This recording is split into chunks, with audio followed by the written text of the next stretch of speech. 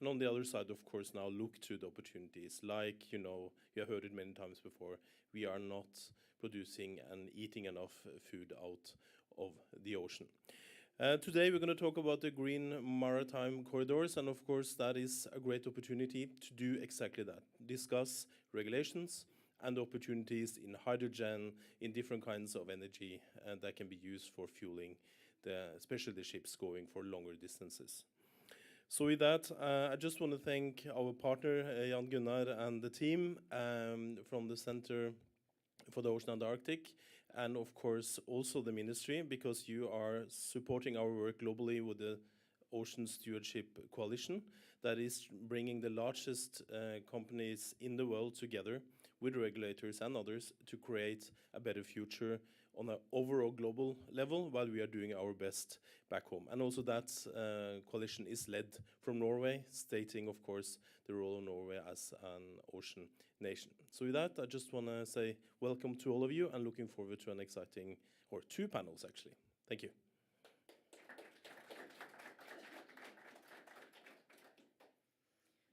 Our first guest has a tight schedule while he is here in Tromsø, but he will give us a keynote speech before joining our first panel, before he has to leave for his next event.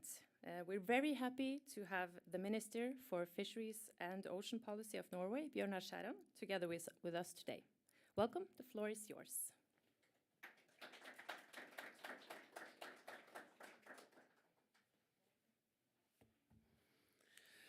Thank you very much, and ladies and gentlemen, dear all, we live in a time of great uncertainty. Climate change is one of the biggest challenges of our time. They lead to hunger, lack of clean water, and major health challenges, to mention a few. And war also threatens humanity. Last year it came to Europe. The Russian invasion of Ukraine shakes Europe, it shakes the world. And we have to admit, the situation looks quite pessimistic, if I could use that word. But humanity is winning more than it loses. It's important to underline that. Because we act, because we innovate, and we collaborate between countries, between organizations, and between industries. And with a little effort from every single one of us, we will succeed once again. Norway is a small country, connected to the rest of the world by the sea. And like the rest of the world, we depend on the ocean. We have a long maritime history, and this history has given us extensive knowledge and experience in fisheries, in shipping, in aquaculture, and in offshore energy. This puts us in a unique position to develop the Norwegian ocean industries in a greener and more sustainable direction. As one of the world's major players in shipping and shipping building for more than 150 years, Norway is considered a superpower on the seas. Now we want to take a leading role in developing green solutions for the shipping industry. And our maritime industry is looking into the use of a wide range of technologies, such as green ammonia, hydrogen, wind-assisted propulsion, batteries, and the use of artificial intelligence to reduce ships' fuel consumption. Efforts towards transitioning the domestic shipping and fishery sector is a priority for the Norwegian government.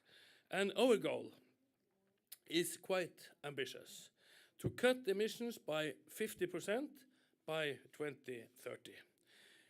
And to succeed, we need strong partnerships between industries, between academia, but also across national borders. This summer, the shipping industry will look to International Maritime Organization, which aims to adopt a strengthened, revised version of the climate strategy that was launched in 2018. And Norway will work towards introducing measures that involve carbon pricing of emissions and regulation of fuel standards. And the EU are well underway in following up on Fit for 55 and has agreed to include maritime transport in emissions trading system from 2024. Stricter regulations on emissions from shipping not only cut emissions, it creates a new global market for low and zero-emission solutions in vessels. And this is important because an increasing demand for these solutions is what will really push development of solutions for green shipping forward.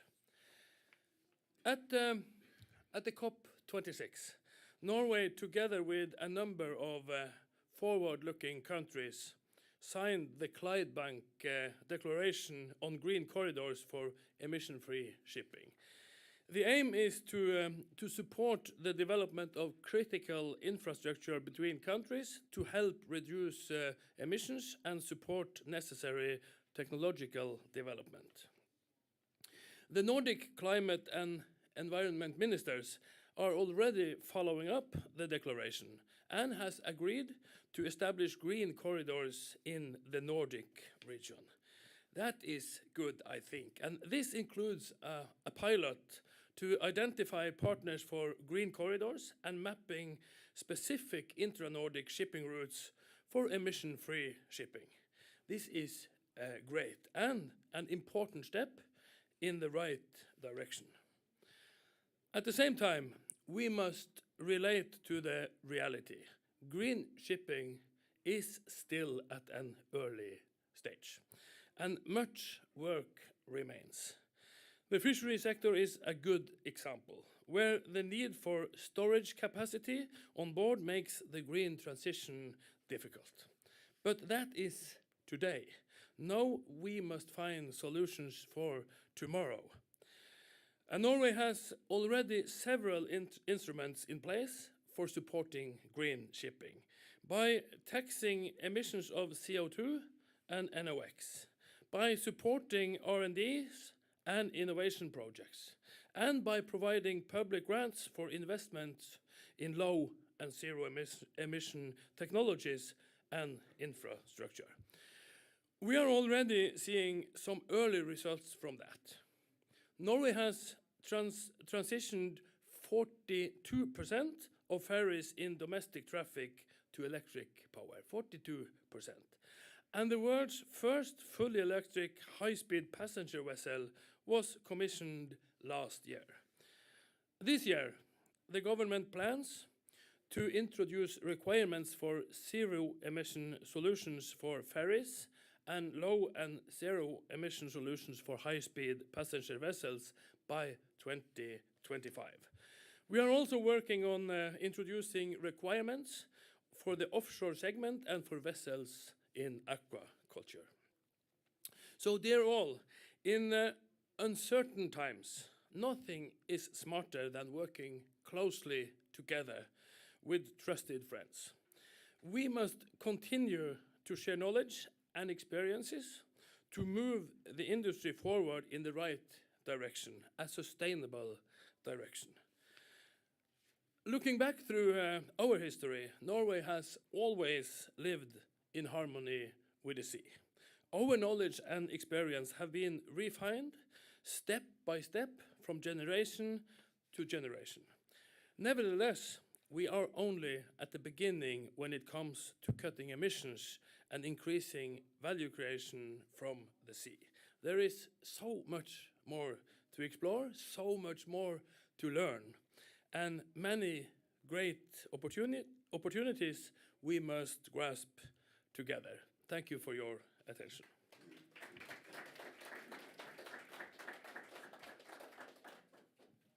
Thank you so much, Bjørnar. Our first panel would discuss the status and opportunities. Where are we in the process of halving emissions from shipping and fisheries? And where do the biggest opportunities lie? To moderate our discussions today, we have Jan Gunnar Winther together with us, Director for Center for the Ocean and the Arctic. And joining Bjørnar on stage, we have Jørn Even Hansen, CEO in the Port of Tromsø. Give him a hand.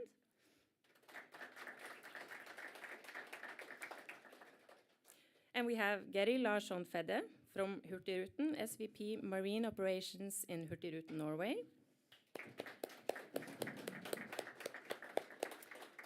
We have Tommy Torvanger, CEO of the Nergård Group. And also we have Bjørg Helene Nøstvold, CEO of Nordfra. Welcome.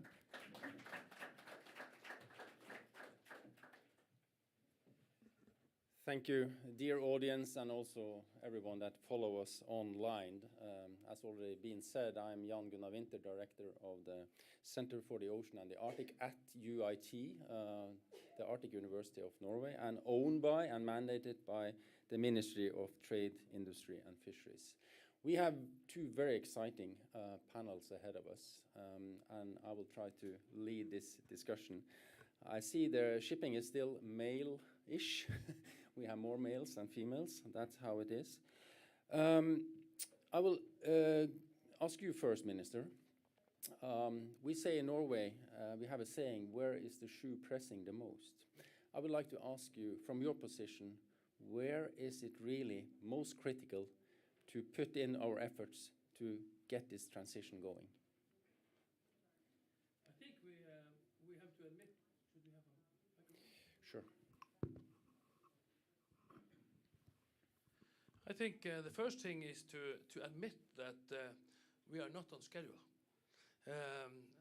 We are in an early stage when it comes to green shipping. Even if we have some very good results, especially when it comes to the ferries and the ships, the boats who will move for short distances. But there is a long way to go, and I think we have to admit that when we go into these discussions. And from the government side, I think we have to work on different areas.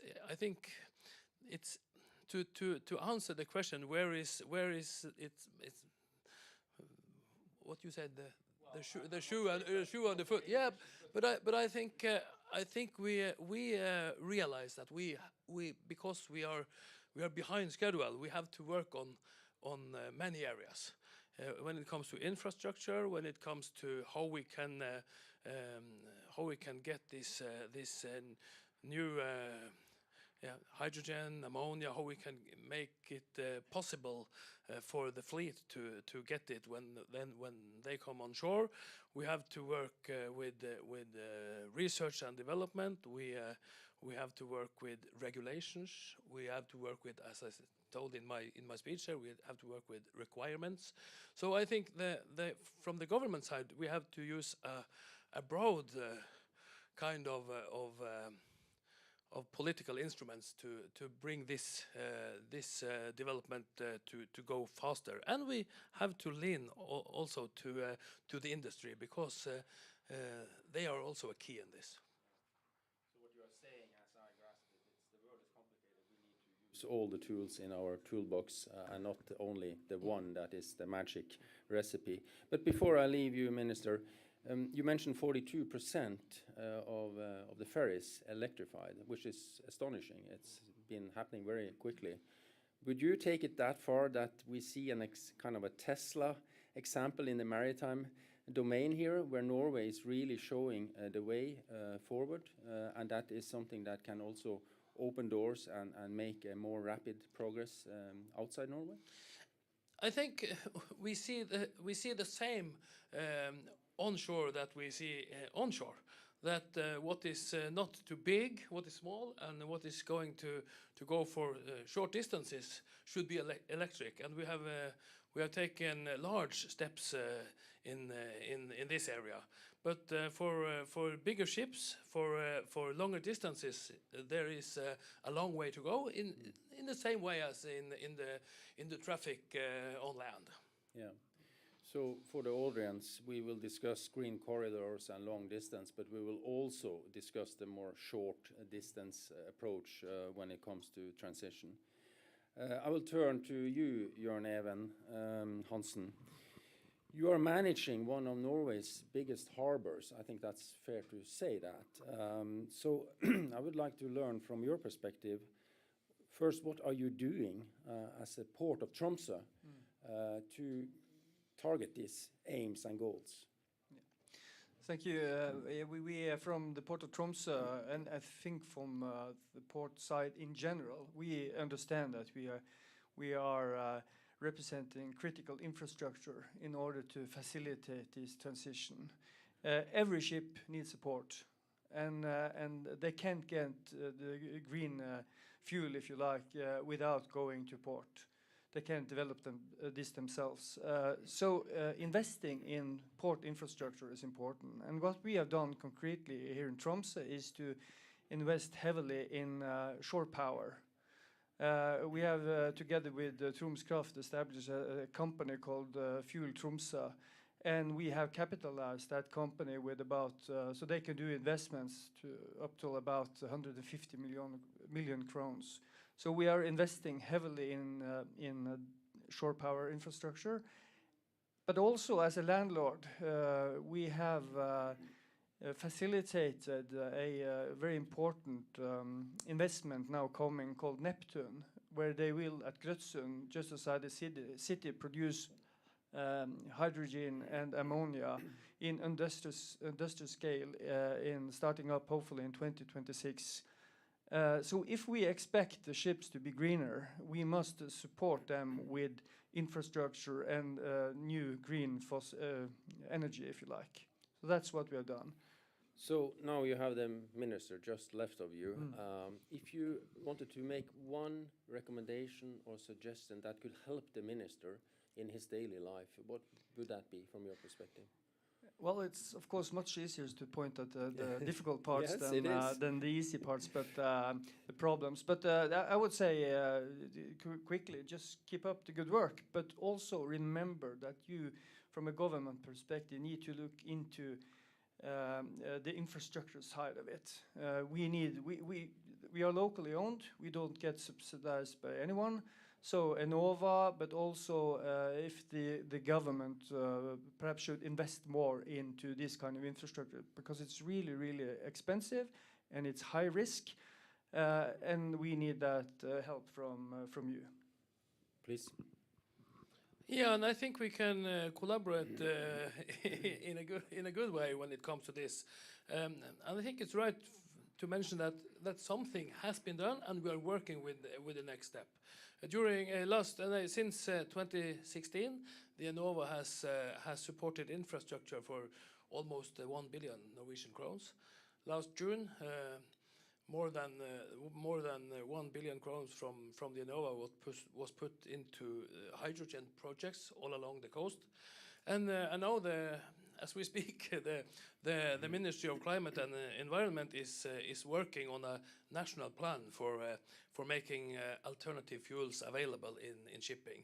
And I think in short time, this is probably the most important thing we are doing against the harbors and what this infrastructure. So this is really important to the government, and I think we will see good results from that. Thank you. So we heard from the government, we heard from a port. Now I will turn to you, Gary Larsen Fedde. You are an operator, so to speak. You are what we know as the coastal steamer Hurtigruten, working there. What have you done to reach this ultimate goal of net zero?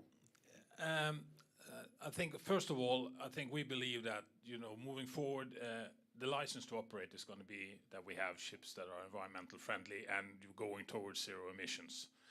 What we've done so far, we are currently in the process of upgrading all our current fleet with an investment for more than 1 billion Norwegian kroners.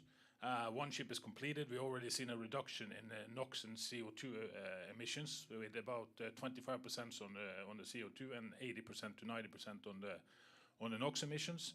We have installed shore power connections on all our ships. We are putting in place wastewater treatment systems on all our ships, even though it's not regulated yet.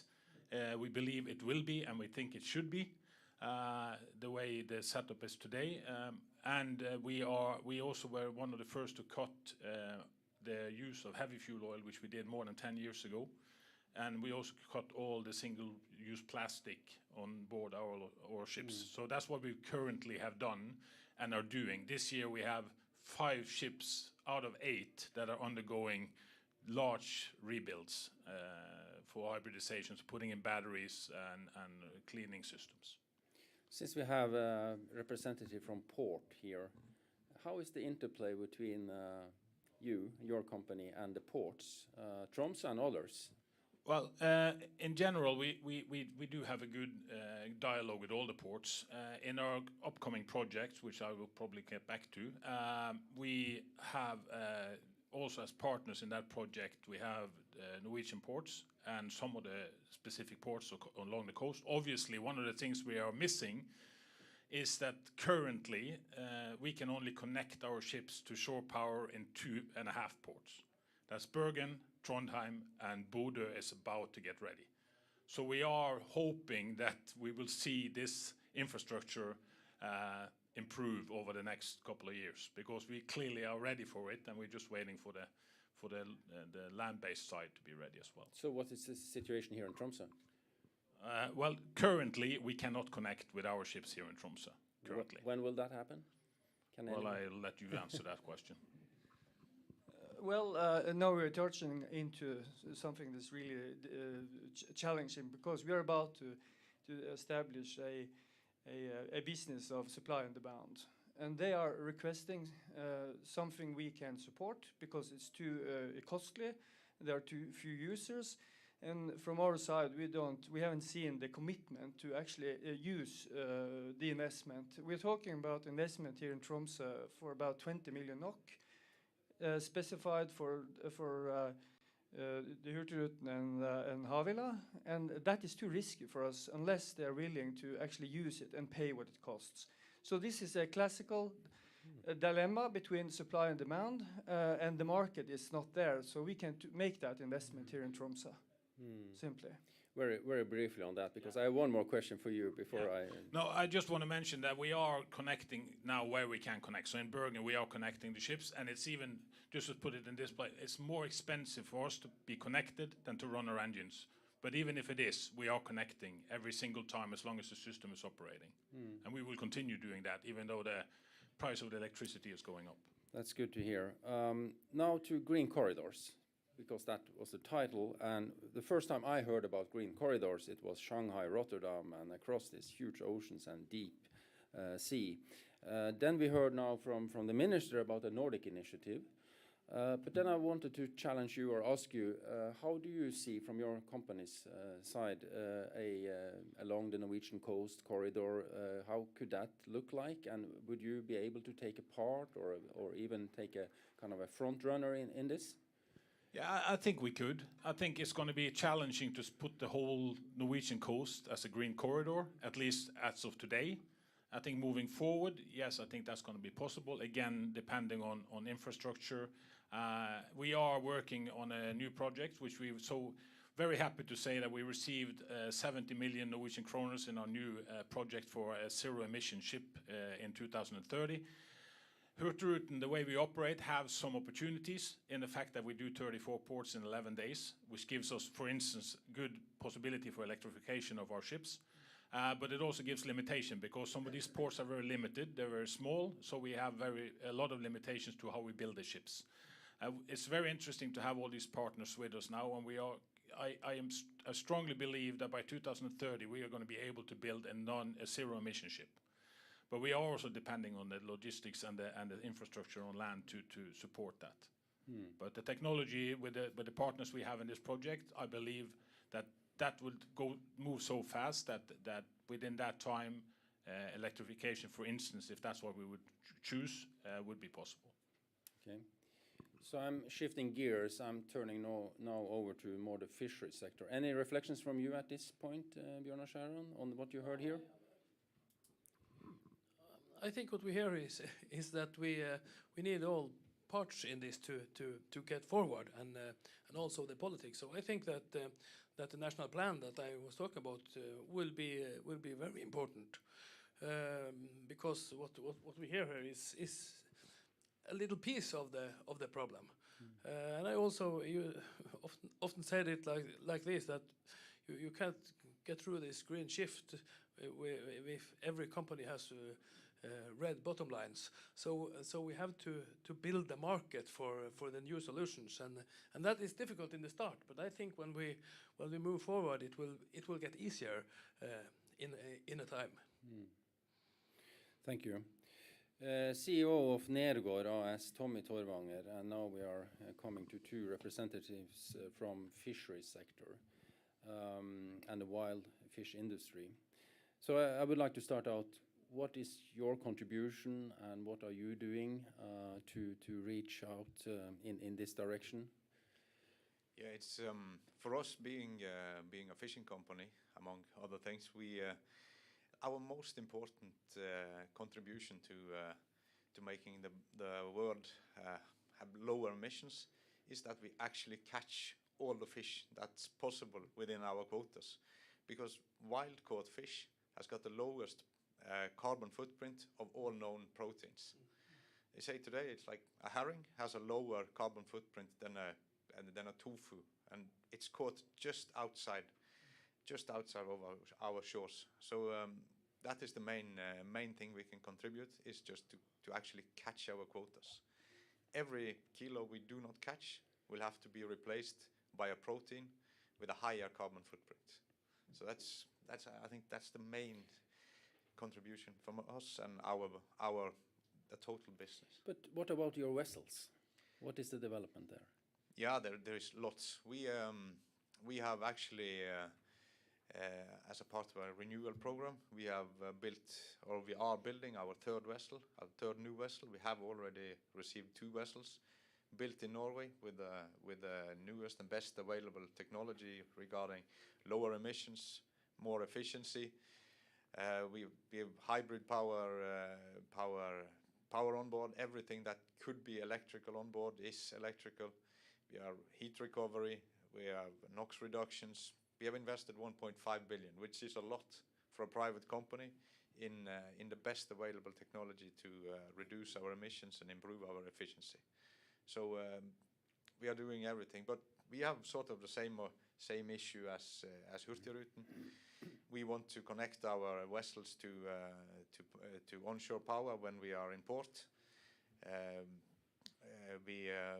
We land most of our fish in Tromsø. There's one place where it's possible to connect our vessels. We have rebuilt one of our older vessels to fit with the current system, and our new ships has also had to be adapted into what was available in Tromsø.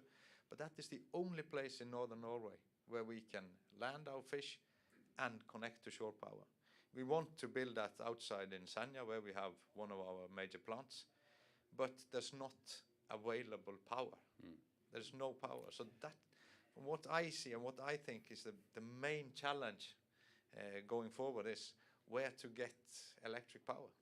Yeah, and panel 2 will talk about power and energy. So we'll come back to that with quite some intensity, I guess. Yeah, you said you are investing a lot, and I think I heard from you, Gary, that it costs more than the income, the return back in the short term. In the long term, it might be different. Is that the same with you? Is this a short-term economic disadvantage? Yeah, of course, adding 1.5 billion to your balance sheet is, yeah, that's a burden. But we have a very long perspective. These vessels, we changed out with vessels being built from 1970 to 2000. So there is a long lifetime or lifespan on these vessels. So we expect to keep them for a long time, and so it's a very, very long-term investment, and that's also very important. And besides the technological improvements, we are also working trying to get Bjørnar and his guys in the fisheries department to also have a greener perspective when we look into regulations. More flexibility for us means more efficient fisheries, less emissions.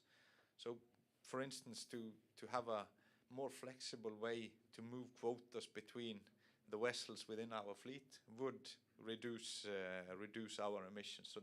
So I think there is also low cost changes that we could do, and which would have an immediate effect. But we have to cooperate with the government to get these changes as soon as possible to be more efficient and lower our emissions. One last one, because my question was very rhetoric and maybe very simple if it costs you something. But have you made a calculation of when you have a break even in the future? Does it take 5 years, 7 years, 10 years before you make money on green investments? Can you answer that? To say the vessels will not be, the investment in new vessels will not be profitable until we sell them. You have the investment, then you have the running operations, and then it's the day you also have to sell them before you get back the investment. So that's, but it's like we have it's like sustainability. That's like the key of it. It's forever. If we do things properly and we have a sustainable business which can go on forever, and it's like we have these vessels for maybe 10 years, 20 years. We change them out with what's the newest technology, and we sell this to someone who has got older vessels. So it's going in a circle. Yeah. Thank you for now, at least. And I will open after the last panelist. I will open for a question or two from the audience. But now, Bjørg Helene Nøstvold from Nordfra. Now we are moving a little bit both onshore and in the coastal waters.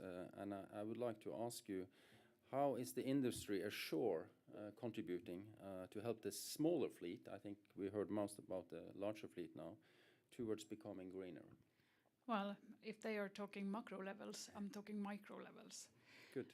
So if you have challenge in Tromsø harbor, you can imagine all the small harbors serving all the smaller vessels.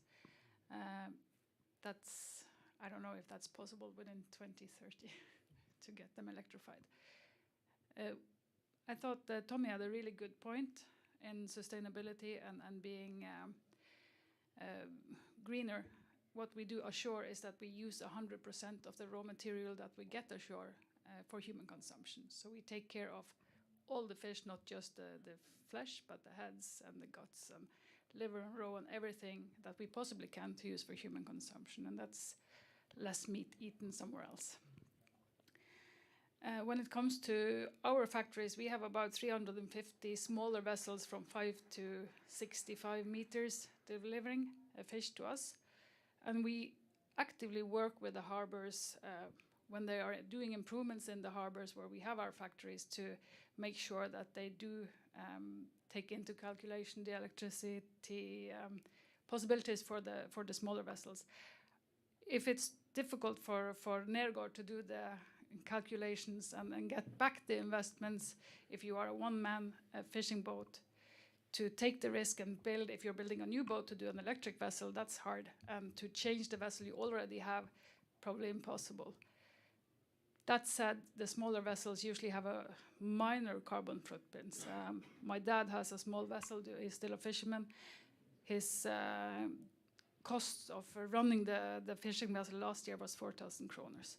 So it's not a lot of diesel or oil being used in the smaller vessels compared to the big. But there are many, of course. And small improvements in many also contribute. So I think that's important.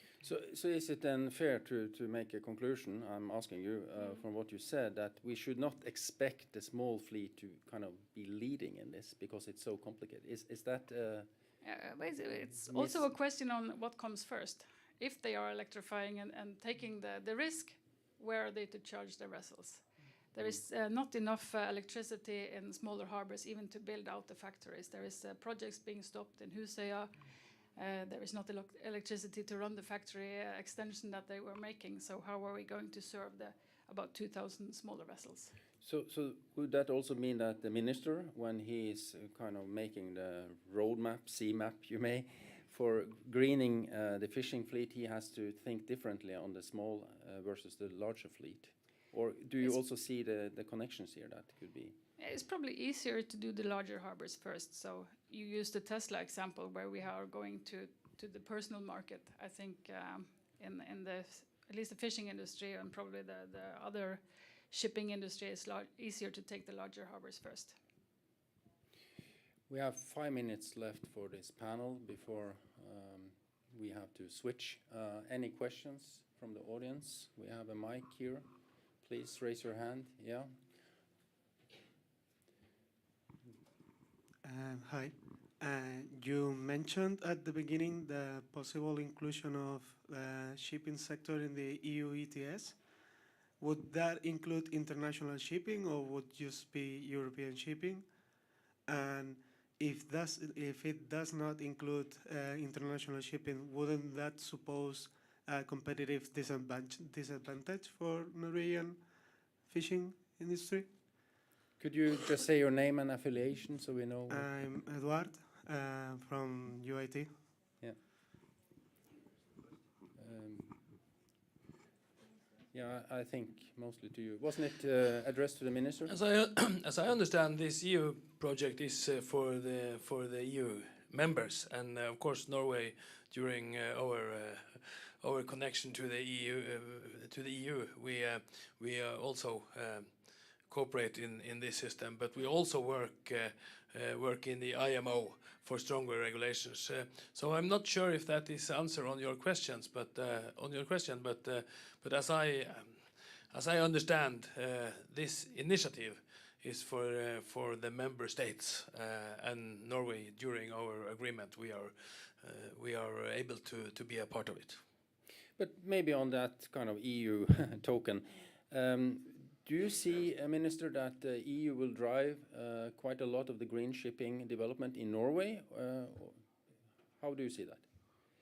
I think what we see from EU is that they are taking a leading position when it comes to the green shift. But when it comes to the maritime sector, I'm not sure they will be in front. We want to stay in front, and there are also some of the member states. For example, excuse me. For example, Denmark is very offensive in this, but EU is not biggest in the world when it comes to shipping. So I think our ambition that Norway should stay in front when it comes to shipping through this green shift is the right ambition for us to have. But we cooperate with the EU on these issues, and I think it's the world should be happy that EU takes this position. We could also talk about the initiative from Biden, the IRA, which will be a huge step for climate politics in the United States. But it also has some negative sides because everybody can see that this is a new kind of politics that is. It's not the Norwegian line through decades has been free trade, and United States has been had the same position. This is a new position.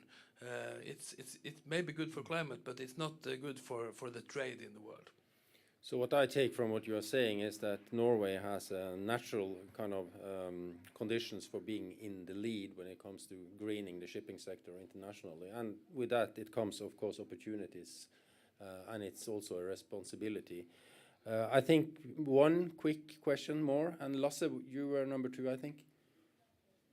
Yeah, Lasse Pettersson, Nansen Center in Bergen. It's the port. Of course, the ports are the minor part of the energy that the ships emits, but it's important. So what do you do here in Tromsø to? We have. Hurtigruten, they do things to use the electricity when they are in port. Okay, there are some technicalities and costs involved. But what do you do for the international fleet? Do you have a kind of environmental port index, which you are charging the international cruise vessels coming with old technology, old Canberra or vessels that have been Norwegian long time ago, that now still operates in the cruise market and have much higher emissions than what we can see from Hurtigruten and so on. Yes, Tromsø, if you talk about the cruise segment, is one of the larger cruise ports in Norway, and we are a member of this EPI system, and actually a part of we are an owner as well. So we are rewarding cruise ships that do not pollute that much, and punishing those that are polluting a lot. So we are part of, and from my perspective, we see that the cruise industry in general are really concerned with this. It's like him said, it's a license to operate in the future. But I see it a bit differently, because there is a connection with the question from the other gentleman, because we do see that, most the goods in the world is transported by ships. And you need to solve this challenge on a higher level than the national state. So we look a lot to the EU. The ports will look a lot to the EU and what's coming, because you need international standards. Because it doesn't help if the cruise ship doesn't pollute in Tromsø. But because 90% of the time, or something like that, 80% of the time, it's underway somewhere. So it doesn't help if you don't have local pollution, but you have pollution, out there. So it's really important that there are bodies above the national state working with this. And from our perspective, EU is really in the forefront of this, and there is a lot of demands coming, put on us and put on the ship owners. So we simply need to be really well prepared. We are coming to an end. Anyone would like to have a final word in the panel? If not, I would like all of you to give them a big applause.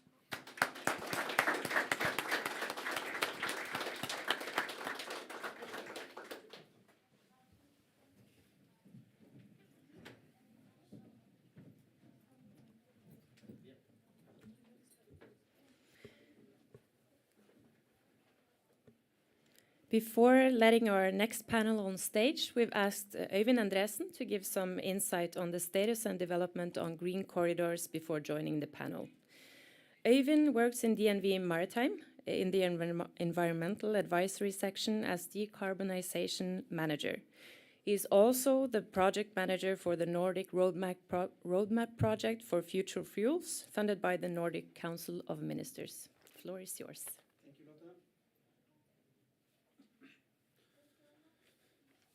So let me start with saying that this presentation is about green corridors. You see to the left there an illustration. So I will go through a little bit what are we doing on green shipping corridors, building on the green shipping program. I will come back to it, and also the Nordic Roadmap project. And the Nordic Roadmap project was also touched by the minister, where we also try to get some Nordic pilots in real life. So this will also be covered. And what I present here will be available in this. We have made a new paper, because there's a lot of paper out there on green corridors. And I think also there are a difference between what we discussed already, the short distance versus the deep sea or the long distance by international ships. So there are different options. Probably more options for the short sea fleet or corridors. How lot do I switch slides? It's in front of the... Okay. This one. Is it this one? Okay. Okay, thank you. So I think what is a green shipping corridor is important to say define. There are various definitions out there.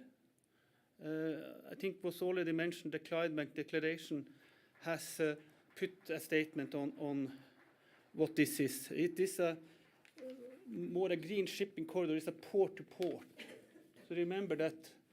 I will put this on this slide, and it is important that this is port to port route where the use of zero-emission fuels. Zero-emission fuels is realized by assigning zero-emission ships at an earlier stage that would have been happen. So this will come further regulation and other initiatives. That's the thinking behind the green corridors. So this means that we have been into IMO, there are EU, but the point with this Clydebank declaration and also the meeting in Glasgow, already mentioned, was to say, could we push it a little bit on time? So why green shipping corridors?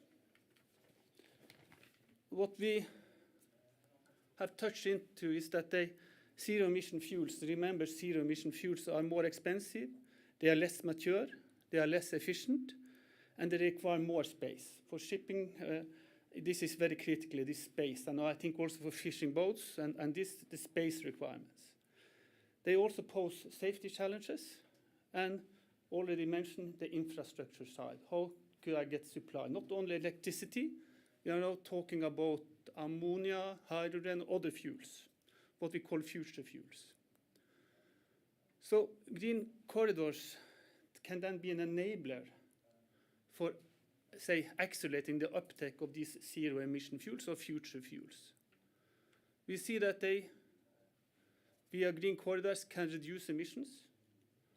What is important is also that, I think very important, is that we can resolve the barriers. There's a lot of barriers. We have already in the first panel been touching into some of them. Also, when you go between nations, there are also barriers, hinders. So we believe that if you can do it also in the north of Norway, corridors, more national, you can solve them more on a local basis. Putting stakeholders together and you solve it, you share the cost, you take down the barriers and you get the supply, and then you can scale it up. I will come back to it. So then we have this, what I think is important and very important is this understanding of, but also the way we can allow learning. If we start with some first corridors, and you're probably familiar with the Lavik-Oppedal at the west coast of Norway. Ampere was the first one, a national corridor before the Clydebank Declaration, is fully electrical, and we have seen, as already mentioned, 42% of other ferries coming in. And we also know Yara Birkeland in Oslofjorden, where there are coming, as well as Therese and Marit, Horten Moss in Oslofjord, that also are already there. They are national corridors, but the point is that you can see here, we can then start in a smaller area. You see Norway, we have Lavik-Oppedal, we have Oslofjorden, and then you can scale it.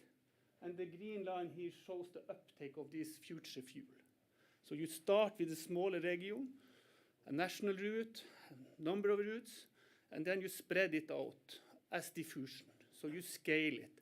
And that's, I think, the philosophy. And from the past, recently, we saw that with LNG. It's, of course, fossil, but we also see it on the batteries. You can see this spreading. And, of course, this is also a large potential for building business and also what we call the first mover nation. So Norway can have a position, developing technology that can and supply that can be used and learned from in other green corridors. Not necessarily in Norway, not necessarily in Nordic, but also globally. So we go from green corridors to green areas. And I am the project leader for the Nordic Roadmap project. Already mentioned, we are working hard together with the Nordic countries to say, can we realize some ROPACs or whatever corridors and get the first one up and go. And we learn, we can get some cost reduction. We can then take it to the next corridor, etc. And this is a 4-year project, this Nordic Roadmap project. We have worked for 1 year, and we have 3 years to go. And what we plan with the Nordic Roadmap project is to develop a roadmap, a transition plan, not for Norway, but for the Nordic countries. So could the Nordic, you see the green there, could Nordic together make a plan to go together to make a shift from fossil fuel to greener fuel. So that is the project about. And then the key word is then cooperation. I think that's really important. And of course, this is sponsored by the Nordic Council of Ministers. And we invite stakeholders to participate and join this Nordic cooperation platform. We will now go with the green, what I said, green shipping corridor pilots. We call them green corridor pilots. We will also develop the Nordic roadmap, but we will not do it. We'll do it in cooperation with the industry, with academia, and of course, not only with the Norwegian partner. We will work in a Nordic perspective. So that's what about a little bit about the Nordic project. And then I move over to, we had, as I said, we had this, already we had the existing corridors, more national, I already mentioned, to learn from, but there have been around 25 announced pilots on green corridors. And a number of them are what we call deep sea. You see there's a continental trade, and this is one, there are a number of, say, places you could find information, but this has some, you could click on this, and you could then see that you could click on which fuel, you had electricity, you have hydrogen, so you could play a little bit around with the interactive web solution. You could also see if this is coming from port or is it on government. So this is, say, about 25 green corridors overall that is announced. And then the key question is, will they be realized? Because there are a lot of barriers. And we have some learnings from, I mentioned Ampere, this battery ferry. We have some learning from the Oslofjord. And we see that there are costs, there are risks, and also the infrastructure side. Very important on the supply side. But from mapping of these 25 corridors, these international corridors, because the Clydebank Declaration is about international trade and cooperation in corridors. And Clydebank, they want to have ambition is by 2025 have 6 green corridors. And 2025 is coming very fast, and they want also by 2030 to have many more. So this means that we need to speed up. But as we have done and seen, most of these 25 corridors announced are on the very early phase. So this is a number of barriers needs to be solved before they will come and be realized.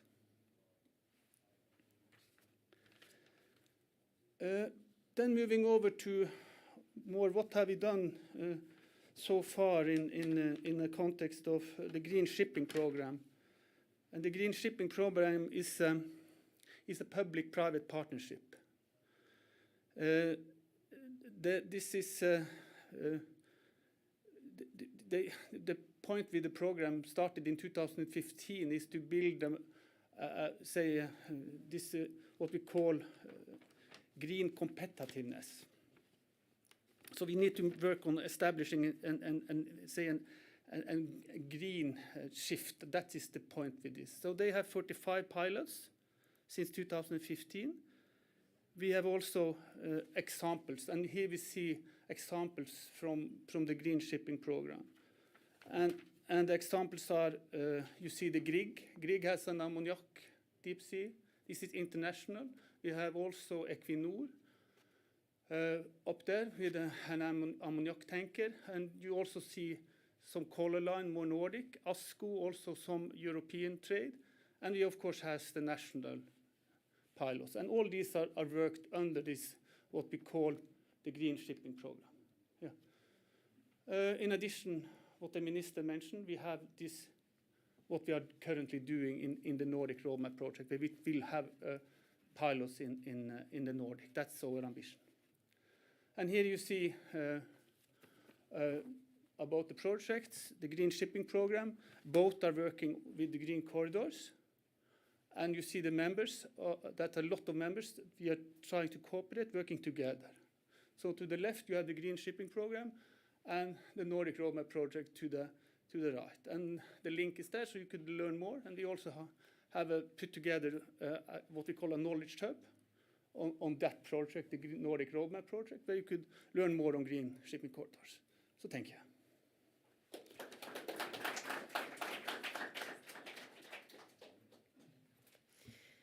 Thank you, Øyvind. Our next panel will discuss what can be done to make the green transition at sea happen quicker. What can businesses, research and government do to ease the change? And to joining Øyvind, please welcome Anders Walland, Research Manager in SINTEF Ocean, managing the research group on maritime energy system. Inger Johnsen, Head of Communications at Tromskraft. And Ragnhild Høvik, Project Engineer and Analyst at Grieg Edge.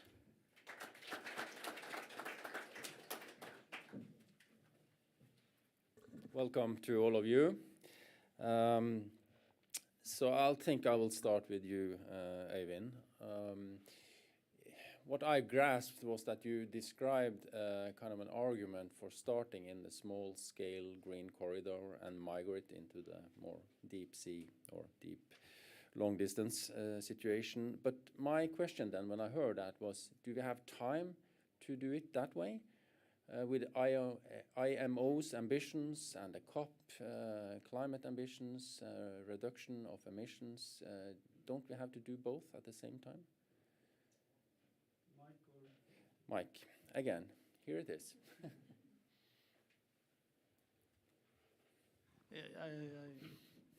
Yes, we have already, as I mentioned, started in Norway with these called the national corridors.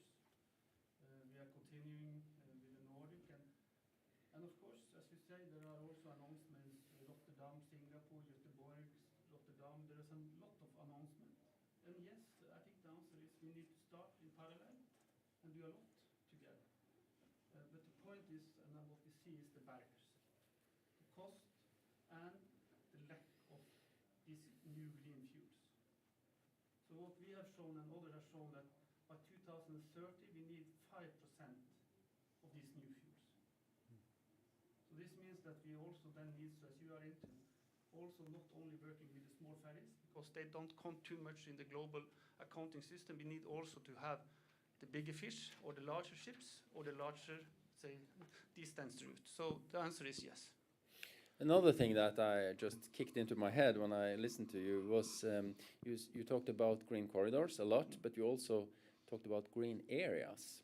And then I was thinking, if we meet here 10 years from now, is the corridor term, is it outdated? Because we will start with corridors, but in the longer term we will establish green areas or even cover everything with green. Would that be a too optimistic perspective? I don't hope so.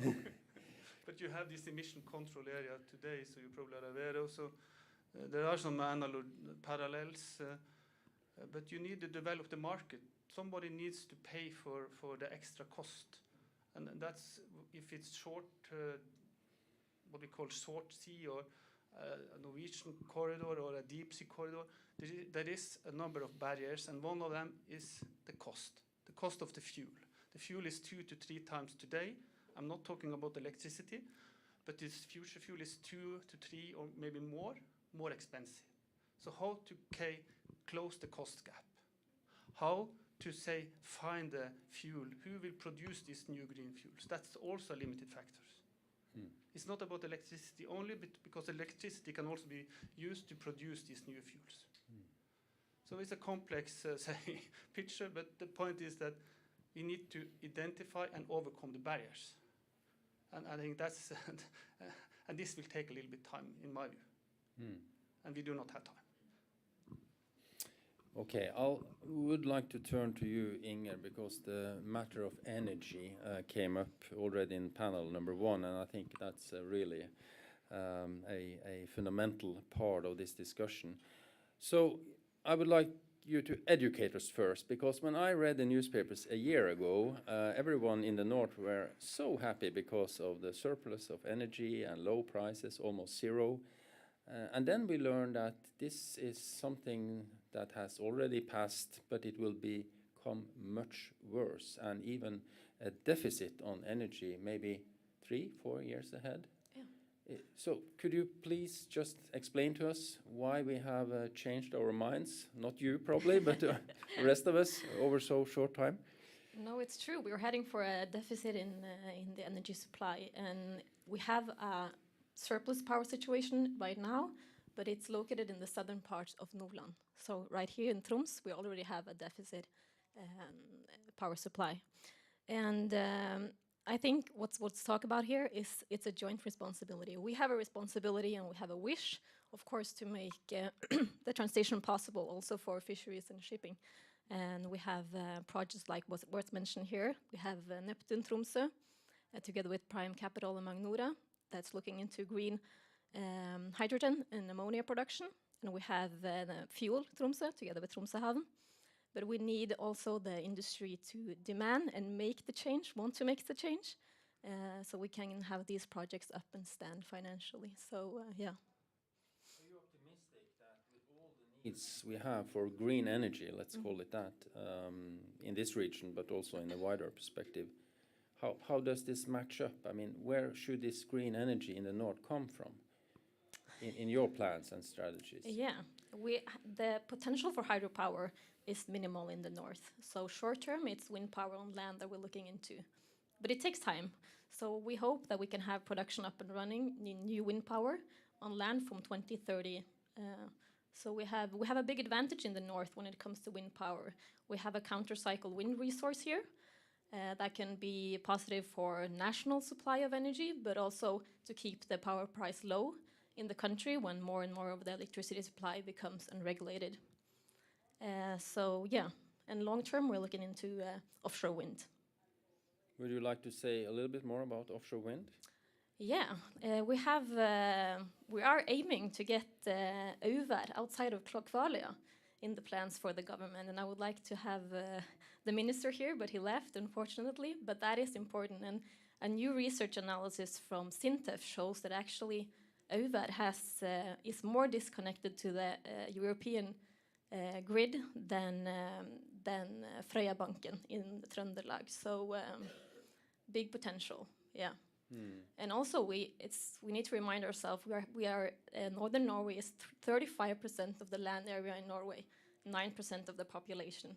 And if we look at Trøndelag, Agder, Rogaland, and Vestland, it is the same area as northern Norway. And they have 946 wind turbines producing renewable energy. We have 243 here north, so yeah. And when it's blowing in the south, it's not blowing in the north, and vice versa. Is that also maybe a simplification, but that's important? Yeah, research shows that, and so that could be a big advantage for northern Norway. But of course, we have been fortunate with the bad transmission grid to Europe and southern Norway, but that will be a misfortune for us going forward. So we need to do something about the electricity grid, and we are making historical big investment in that area as well. One last thing before I leave you for now, at least. I read this morning there was some leakage about this energy commission that is now putting forward their recommendations. I think it happens today, maybe even. That one of the recommendations were concerning shortening the time of process. I mean, I don't know, is it 8 years, 10 years perspective if you start out with a plan and you have a production and it takes maybe 1.5 years to build it, the actual windmill. And of course there are many good reasons for having processes and that is highly valued. But it's also becoming a problem in times where we need change fast. Do you have any perspectives on that one? I was just so intrigued by that. Yeah, we are like the power deficit that is in many analyses is already in 2026 and 27. We don't have a solution to. That's the case right now because it takes time. And like you said, it needs to take time. But we also want the processes to go faster because we have a industry that we need to make greener and power to the people. Complicated, but thank you so much. I will turn to you, Anders Walland in SINTEF. So my question to you, you represent the research and innovation, big company in also in a global context and European context, located in Trondheim. Do we have the relevant mechanisms for funding? I'll turn to funding now, in an environment with high need of innovation. Well, that's a good question, because what everybody is talking about is we have too little time to do stuff. And we're currently, when I'm talking about research and innovation, we're currently operating in an environment that was developed around the 2000s. And it's based on an old American model where you say that industries should be connected to R&D, and because we in the R&D sector should be working on stuff that the industry is concerned about. And that works when you have incremental, slow progress, or you could have high progress in some areas, but overall it's incremental. What you're asking for now is a dramatic shift in what we need to do, and a dramatic pace of how we're going to get to these new solutions. So trying to solve that using the same method, using the same method and expecting a different result is what many have said. It's the definition of insanity. You don't do that. So you have to change the way you go about this. And I think that everybody within the university and research sector knows that we spend a huge amount of time fighting for funding. We could spend that time finding solutions instead. But then you need to realize, so we could draw parallels to the US Apollo program when they put people on the moon. They started off with the first 3 years giving NASA a blanco check. So they could do whatever they wanted. They didn't have a budget. So that's what you want. Of course I want all the money in the world. I mean, I'm in R&D. We would love to do that. But the point is, they tried so many stuff that you don't hear about today. You have to dig really deep into the history books to see all the crazy ideas they followed. We only see the success story. They brought persons to the moon, brought them back. That's the only thing we see today. But if you really look into what they did, they tried all the avenues and they spent all the money to do it because they had a limited amount of time to do something crazy. And that's exactly the same that we're trying to do now.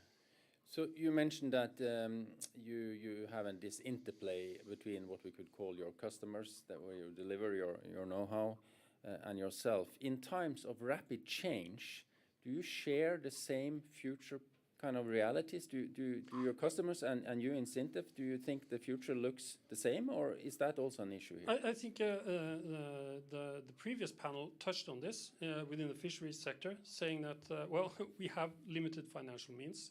We need to keep our business going.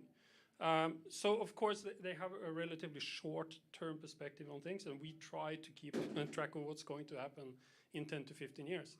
I can say that with regard to the IMO targets for global shipping, a lot of the sectors within global shipping are very close to reaching those 2030 targets right now. They're not far away.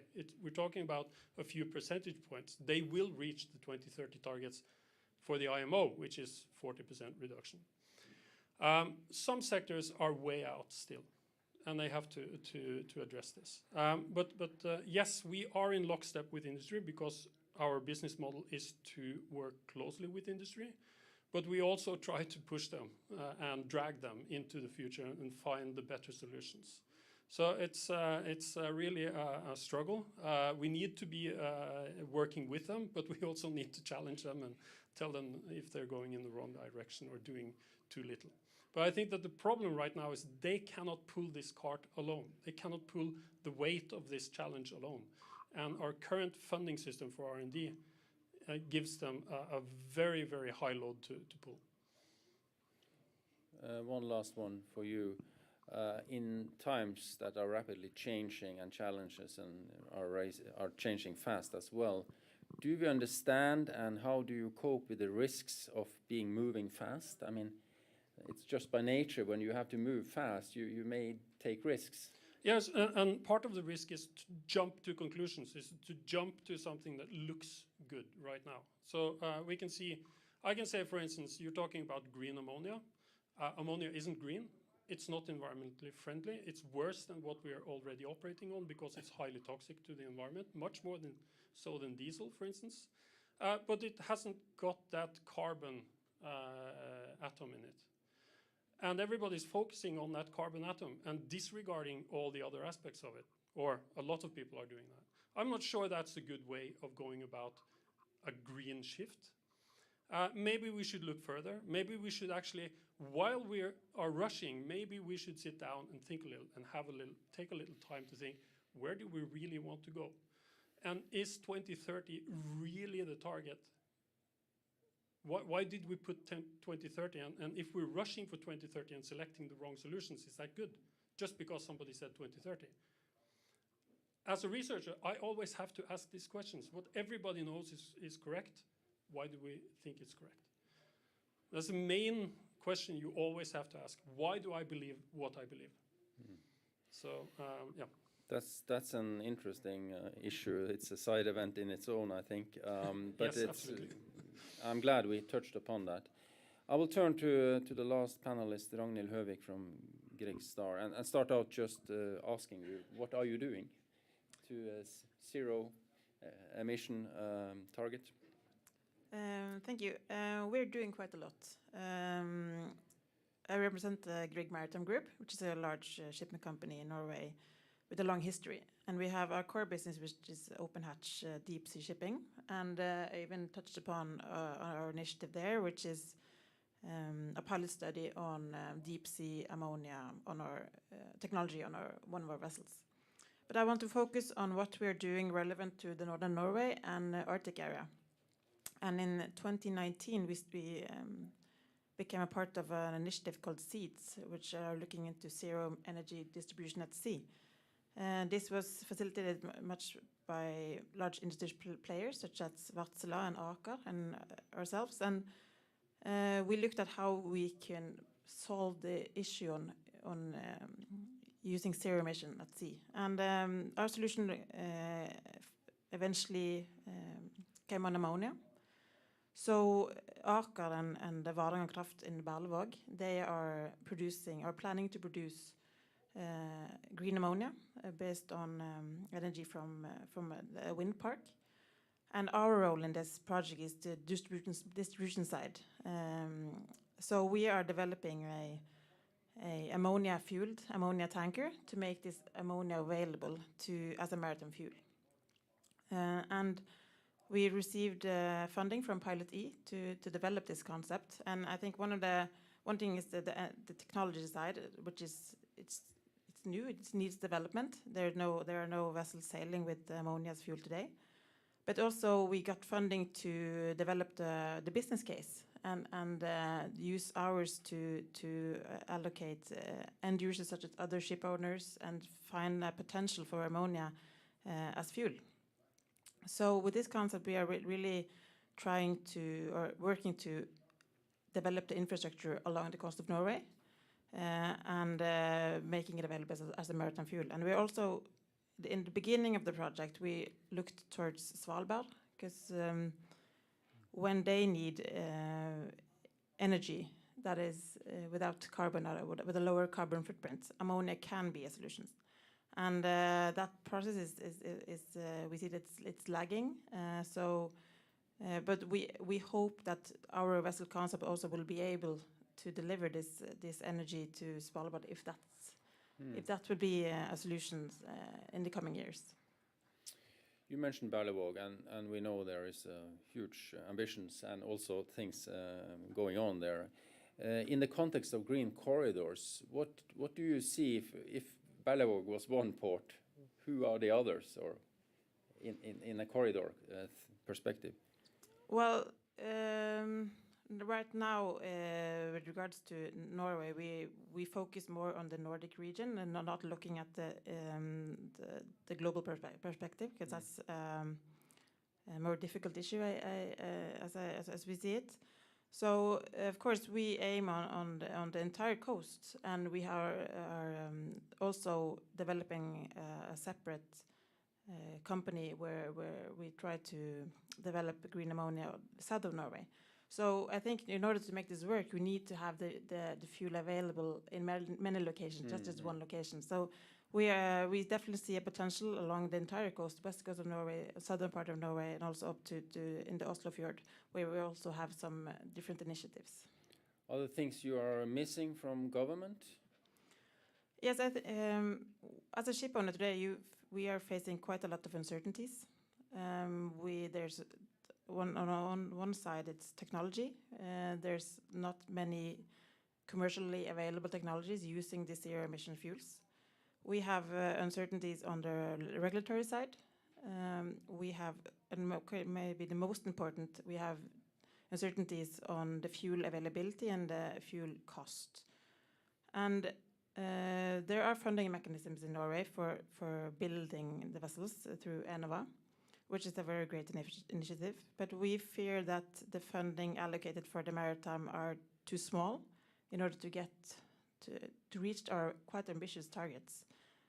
But also, and looking past the capex side of the vessels or the investments, we see that the fuel costs are quite high forecast. You mentioned 2 to 3 times.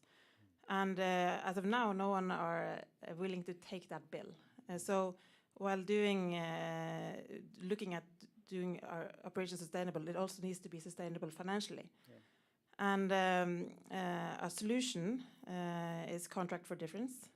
This is something that the government has had to make a plan for during this year, and that is really a very good development.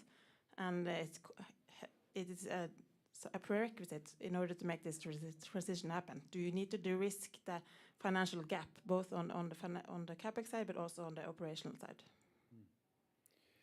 I will turn to the audience, also to other panelists. Yeah, we have a hand in the back there, and one more.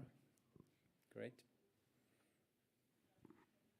Hi, I'm Nikolai. I'm a PhD at UIT here in Tromsø, and I'm studying Arctic shipping and air pollution. So I would actually, this is to you in Sintef Ocean, can't remember your name, but the point you're making about, for instance, other effects of using alternative fuels like ammonia and probably NOx emissions, right? Because through my research, I've seen that, for instance, here in the Arctic, these newly arrived LNG tankers are a huge contributor to the air pollution. But they are transporting LNG. Is there a way to look at, for instance, this certain activity to utilize LNG as a fuel, hence cutting NOx emissions, particulate matter, stuff like that? So kind of holistic thinking based on their activities, kind of smart fitting ships based on purpose, right? Yes. It's on. Okay, yeah, sorry. If I understood you correctly, you're saying LNG and ships operating on LNG are contributing hugely to cutting local air emissions. No, they're like large contributors to the. That's quite surprising because compared to HFO, they have very low local air pollution from exhaust. I just correct, the ships are fueled by diesel or.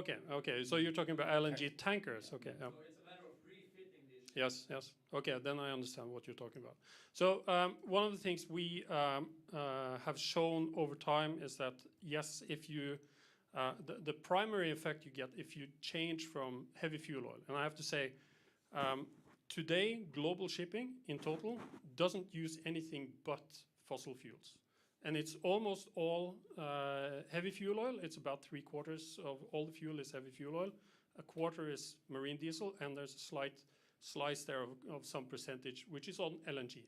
And we've said that if you can change into using LNG, you will be cutting local air emissions dramatically. And this is one of the underplayed emission problems from shipping, is that shipping actually contributes to about 15% of all global local air pollutions, which is a killer and reduces life quality for a lot of people. So yes, if you could do that, you would make that slight small step, and you would get as an added benefit, you would get an additional small step on the way to greenhouse gas emission cuts as well. It doesn't take you far, it doesn't take you all the way. If you do it correctly, you could cut the greenhouse gas emissions by around 15%, switching to LNG from heavy fuel oil. The other issue is that if you do that, you're introducing a technology on board which is capable of using other types of fuel as well. And I think that one thing that I would love to have the minister here as well, because biofuels should be looked more into much more than we do. And biofuels produced in the ocean, that is something that Norway could do and has a huge potential of contributing to. We could produce a lot of fuel from the ocean, but that's an entirely different subject. Yeah, it is. We are running out of time, but I wanted to give you the chance, a quick question, a quick answer, not at least. No, that's okay. Thank you. My name is Martina. I'm from the UIT, and I'm currently doing research on international energy security and energy transition policies, specifically related to renewables and hydrogen.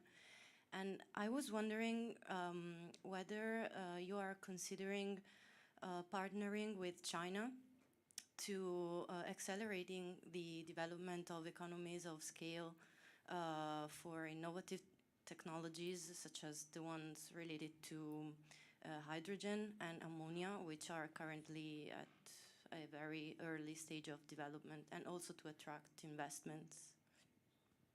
That's probably you, yeah. That's for me? Yeah, for everyone? Okay.